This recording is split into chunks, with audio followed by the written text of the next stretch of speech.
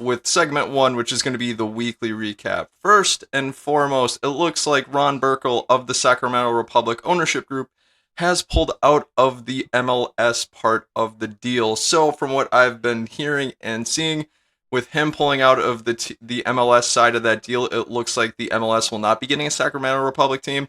I'm not sure what Ron Burkle's departure means for the NWSL side of the house. I don't know if this still means they'll get a team in Sacramento, if that's yet to be seen. I don't know how deep into the deal they are.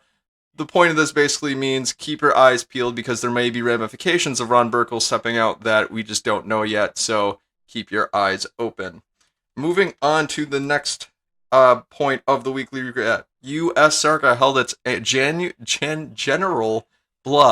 general annual meeting, the GAM they call it, this week. What were some of the outcomes? Well, Bill Taylor, the current president of the Idaho Youth Soccer Association, was elected to be the next vice president of the United States Soccer Federation. He had some tough competition, but he's the one who ended up receiving most of the votes. Cindy Parlicone remains U.S. Soccer's president after running unopposed. For those of you who don't know, she took over for Carlos Cordero, who resigned about a year ago after he made some very sexist comments. We'll just go with that. If you guys are curious about it, look back into the archives of social media and you will find out exactly what he said.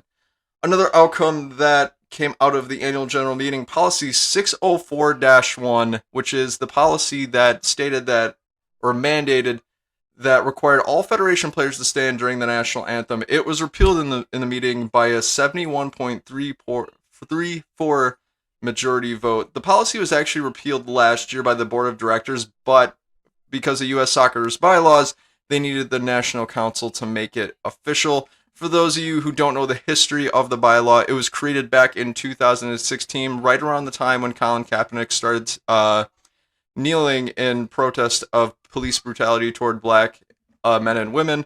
And Megan Rapinoe knelt with him in solidarity, which full credit to both of them for standing up for what they, well, not standing up, kneeling for what they believe in. It's very admirable and something that we can all learn from.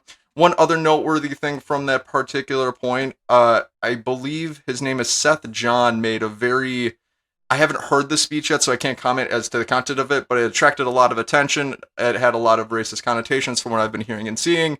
So if you guys are more curious about that, look up the general annual meeting of the U.S. Soccer YouTube channel, and you'll see that entire meeting and speech in its entirety. Like I said, I have not heard his quote-unquote speech yet. I heard it was more of like a 6-minute rant than anything, so I can't really comment on it further than that, but I heard it's not good. In fact, I heard it was quite racist, so that's a whole nother story altogether. I just hope that it wasn't as bad as I was hearing. But anyways, moving into the last point of the weekly recap, the Chicago Red Stars have announced a new ownership group, which features quite a bit of diversity. That's actually going to be one of our main topics for today, so I'll get into that very, very soon.